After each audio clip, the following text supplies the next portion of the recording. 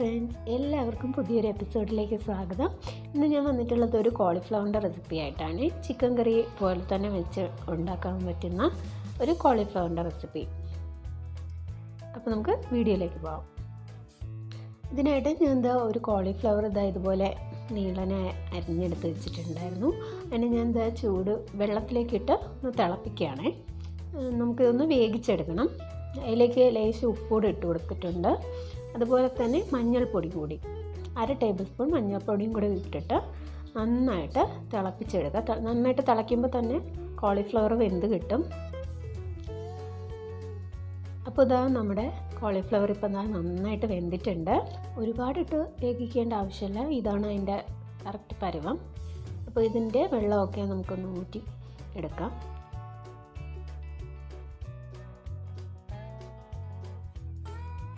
അപ്പോൾ ഇതുപോലെ ഞാൻ മുഴുവനും വെള്ളം വയർന്നു പോകാനായിട്ട് വെച്ചിട്ടുണ്ട്. ഇനി ഇത് നമുക്ക് മറ്റൊരു പാത്രത്തിലേക്ക് മാറ്റാം.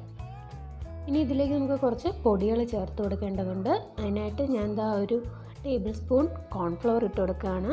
അതുപോലെ 1 ടേബിൾ സ്പൂൺ മൈദപ്പൊടി, അതിനുശേഷം 1 ടേബിൾ സ്പൂൺ മുളക് പൊടി ഇട്ട് കൊടുക്കുന്നുണ്ട്.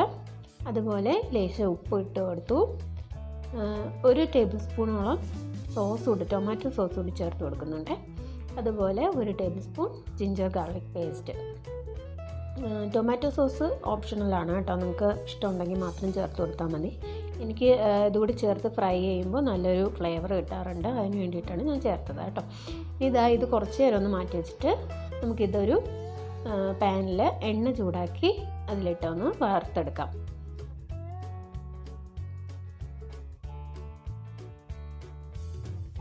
ഒരുപാട് എണ്ണയൊന്നും ആവശ്യമില്ല, കുറച്ച് എണ്ണയിൽ മാത്രമേ ഞാൻ ഇത് വറുത്തെടുക്കുന്നുള്ളൂ.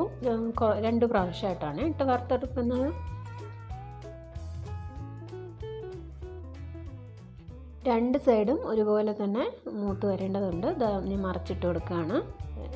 കണ്ടില്ലേ, ഒരു സൈഡ് നന്നായിട്ട് മൂത്തിട്ടുണ്ട്. ഇതുപോലെ തന്നെ അടുത്ത സൈഡ് കൂടി ഇതുപോലെ തന്നെ വറുത്തെടുക്കാം. ഒരുപാട് എണ്ണയിലിട്ട് വറുത്തെടുക്കാവുന്നതാണ് കേട്ടോ. അപ്പോൾ നമുക്ക് ഇതുപോലെ മറിച്ചിട്ട് കൊടുക്കേണ്ട ആവശ്യം വരില്ല എന്ന് തോന്നുന്നു. ഞാൻ വളരെ കുറച്ച് എണ്ണ മാത്രമേ ഉപയോഗിക്കാറുള്ളൂ, അതുകൊണ്ടാണ്. അപ്പോൾ ഇതുപോലെ തന്നെ നമുക്ക് ബാക്കിയുള്ളതും കൂടി വറുത്തെടുക്കാം.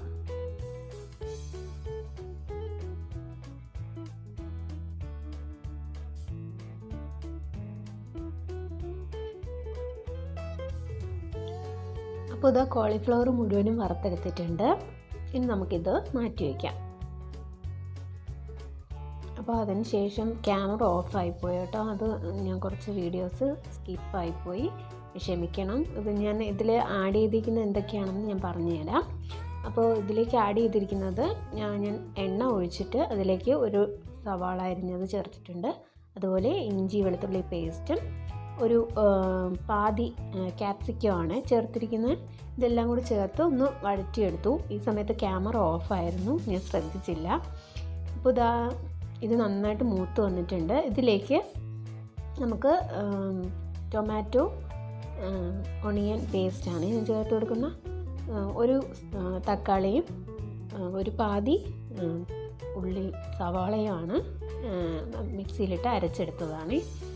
ഇതെനിക്ക് നല്ല ഒരു ഫ്ലേവറാണ് കേട്ടോ. എനിക്ക് ഭയങ്കര ഇഷ്ടമാണ്. ഞാൻ മിക്കവാറും ചിക്കനിലും അങ്ങനെയുള്ള റെസിപ്പിയിലൊക്കെ ഞാനിത് ആഡ് ചെയ്യാറുണ്ട്. ഇതിലേക്ക് ഇനി പൊടികൾ ചേർത്ത് കൊടുക്കണം. 1/2 ടേബിൾ സ്പൂൺ മഞ്ഞൾപ്പൊടി, 1 table spoon garam masala, 2 table spoon മുളക് പൊടി, 2 ടേബിൾ സ്പൂൺ മല്ലിപ്പൊടി. ഇതെല്ലാം കൂടിയിട്ട് നന്നായിട്ടൊന്ന് മിക്സ് ചെയ്തെടുക്കാം. നമ്മുടെ പൊടികളുടെയൊക്കെ പച്ചമണം ഒന്ന് മാറിക്കിട്ടണം. അപ്പോൾ ഇത് നന്നായിട്ട് ഒന്ന് മൂത്തൊക്കെ വന്നിട്ടുണ്ട്. ഇനി ഞാനിത് കുറച്ച് നേരം ഒന്ന് അടച്ച് വെച്ച് വേവിക്കുകയാണ്. ഇവിടെ ചേർത്ത തക്കാളി പേസ്റ്റൊക്കെ നന്നായിട്ടൊന്ന് വെന്ത് കിട്ടണം. അതിൻ്റെ ഒരു പച്ച ചൊവ്വയൊക്കെ ഒന്ന് മാറണം. അപ്പോഴേ നമ്മുടെ കറിക്ക് നല്ലൊരു ടേസ്റ്റ് ഉണ്ടാവുള്ളൂ. അപ്പോൾ ഇത് നന്നായിട്ട് തന്നെ വെന്ത് കിട്ടിയിട്ടുണ്ട്. അതിൻ്റെ പച്ചപ്പൊക്കെ എല്ലാം മാറിയിട്ടുണ്ട്. ഇനി ഇതിലേക്ക് ആവശ്യത്തിനുള്ള വെള്ളം കൂടി ഒഴിച്ചു കൊടുക്കുകയാണ്. ഞാൻ ഒരുപാട് വെള്ളമൊന്നും ചേർക്കുന്നില്ല. ഞാൻ 1 കപ്പ് വെള്ളമാണ് ചേർത്ത് കൊടുത്തിട്ടുള്ളത്. നിങ്ങൾക്ക് ഗ്രേവി എത്ര ആവശ്യമുണ്ടോ അതിനനുസരിച്ച് ചേർത്ത് കൊടുക്കാം. ഒരുപാട് വെള്ളമായി പോകരുത് കേട്ടോ. ഇതിലേക്ക് ആവശ്യത്തിനുള്ള ഉപ്പ് കൂടെ ചേർത്ത് കൊടുക്കുന്നുണ്ട്. ഇത് നന്നായിട്ടൊന്ന് തിളപ്പിച്ചെടുക്കുകയാണ്. ഇപ്പം നന്നായിട്ട് തന്നെ നമ്മുടെ ഗ്രേവി തിളച്ച് നന്നായിട്ട് കുറുകി വന്നിട്ടുണ്ട് കേട്ടോ. ഇതാണ് അതിൻ്റെ പരുവം. ഇനി ബാക്കി നമ്മൾ നേരത്തെ വറുത്ത് മാറ്റി വെച്ചിരുന്ന കോളിഫ്ലവർ കൂടി ഇതിലേക്ക് ചേർത്ത് മിക്സ് ചെയ്യുകയാണേ. നന്നായിട്ടൊന്ന് ഒരു 5 മിനിറ്റൊക്കെ ഒന്ന് നന്നായിട്ടൊന്ന് തിളപ്പിച്ചാൽ മതിയാകും. അപ്പോഴത്തേക്കും ഇതിൽ ഇനി പ്രത്യേകിച്ചൊന്നും വേകാനായിട്ടൊന്നുമില്ല. അതുകൊണ്ട് തന്നെ ഒന്ന് തിളപ്പിച്ചെടുത്താൽ മാത്രം മതി. ഉപ്പ് ആവശ്യമുണ്ടെങ്കിൽ ചേർത്ത് കൊടുക്കണേ. ഞാൻ നോക്കിയപ്പോൾ ലേശം ഉപ്പ് കുറവുണ്ടായിരുന്നു, അതുകൊണ്ട് ഞാൻ ചേർത്ത് കൊടുത്തിരിക്കുകയാണ്. അപ്പോൾ ഇതാ ഇനി നന്നായിട്ടൊന്ന് മിക്സ് ചെയ്ത് കൊടുക്കാം. നമ്മുടെ കറി ഇവിടെ റെഡി ആയിരിക്കുകയാണ്. ഇത്രയേ ഉള്ളൂ. ഇനി മല്ലിയില ഇഷ്ടം ഉണ്ടാകുന്നുണ്ടെങ്കിൽ, മല്ലിയിലയുടെ ഫ്ലേവർ ഇഷ്ടമുള്ള ഉണ്ട് എന്നാണെങ്കിൽ മല്ലിയില കൂടി ചേർത്ത് കൊടുക്കാം കേട്ടോ. എൻ്റെ കയ്യിൽ മല്ലിയില ഇല്ലായിരുന്നു. അപ്പോൾ ഇത് നമുക്ക് ഒരു സെർവിങ് ബൗളിലേക്ക് മാറ്റാം. ഇതാ നമ്മുടെ സൂപ്പർ ടേസ്റ്റി കോളിഫ്ലവർ കറി ഇവിടെ റെഡി ആയിരിക്കുകയാണ്. ചിക്കൻ കറിയുടെ അതേ ടേസ്റ്റ് തന്നെയായിരിക്കും ഇതിനുണ്ടാകുന്നത്. ചപ്പാത്തിയുടെ കൂടെയോ ബിരിയാണിയുടെ കൂടെയും ചോറിൻ്റെ കൂടെയൊക്കെ കഴിക്കാൻ വളരെ ടേസ്റ്റിയാണ്.